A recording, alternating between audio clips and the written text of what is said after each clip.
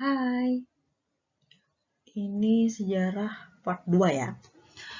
Kalau yang di sini, yang di belakangnya Prancis, itu Napoleon Bonaparte namanya. Sedangkan yang di belakang tulisan Inggris itu Thomas Stamford Raffles. Kita mulai sejarah dari Prancis dan Inggris. Ini ada cuma beberapa slide aja, tidak terlalu banyak. Oke, kita mulai dari Prancis dulu. Ya, dipimpin oleh Napoleon Bonaparte, yang dimana dia mengangkat Herman Willem Denles, ya dimana dia adalah mantan gubernur dari Belanda, diangkat lagi menjadi jenderal di sini, ya. Kemudian kalau di Belanda itu ada yang namanya tanam paksa. Kalau pada masa penjajahan Prancis itu ada namanya kerja rodi. Oke, bedanya adalah kalau yang tanam paksa itu lebih ke sawah atau pertanaman, sedangkan untuk di masa Prancis ini lebih ke pembuatan jalan. Jadi kerja rodi ini ya, dia menyuruh orang Indonesia atau orang pribumi untuk membuat jalan raya dari Anyer ke Panarukan. Ya, yang dimana fungsi jalan ini yang sepanjang 1000 km ini adalah untuk menghindari atau menjadi jalan orang Prancis untuk lewat tanpa bertemu dengan Inggris.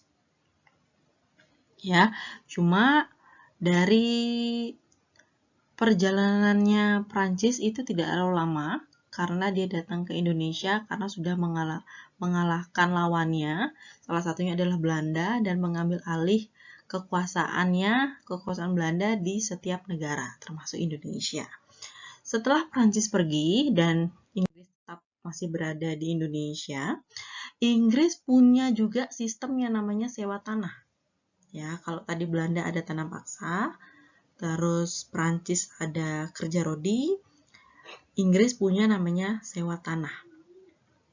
Nah, adapun kebijakannya adalah yang pertama dia menghapus kerja rodi. Kemudian ada pemungutan pajak. Ya, dengan tujuan untuk meningkatkan kesejahteraan rakyat.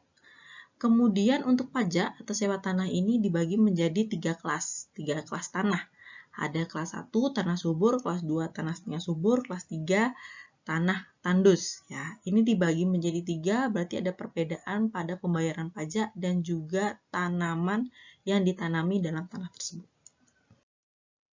Nah, kalau kita dari yang pertama, ya dari Portugis, Spanyol, Belanda, Prancis, kita ngomonginnya tentang dampak negatifnya aja. Kalau di Inggris, sebenarnya ada dampak positif dari negara lain, tapi yang lebih terlihat itu dampak positifnya dari Inggris. Yang pertama, ada pengadilan. Jadi pembentukan pengadilan di Indonesia itu pertama kali yang buat adalah Inggris. Kemudian Inggris membuat History of Java, ya, yang dimana dia menggambarkan Pulau Jawa pada saat itu. Kemudian masih ingat nama ketuanya, ya, pimpinan dari Inggris yaitu Thomas Stamford Raffles. Dia bersama dengan peneliti ya bernama Arnoldi berhasil menemukan satu bunga langka yang hanya ada di Indonesia yang diberi nama bunga Rafflesia Arnoldi atau yang lebih kita kenal sebagai bunga bangke karena baunya yang tidak sedap. Kemudian terakhir nih yang masih dipakai hingga saat ini adalah Kebun Raya Bogor, yang dimana Kebun Raya Bogor ini yang ada di Jawa Barat itu menjadi tempat penelitian, pendidikan, dan pengenalan berbagai macam tumbuhan untuk menjadi salah satu warisan atau perkembangan dari bahasa Indonesia.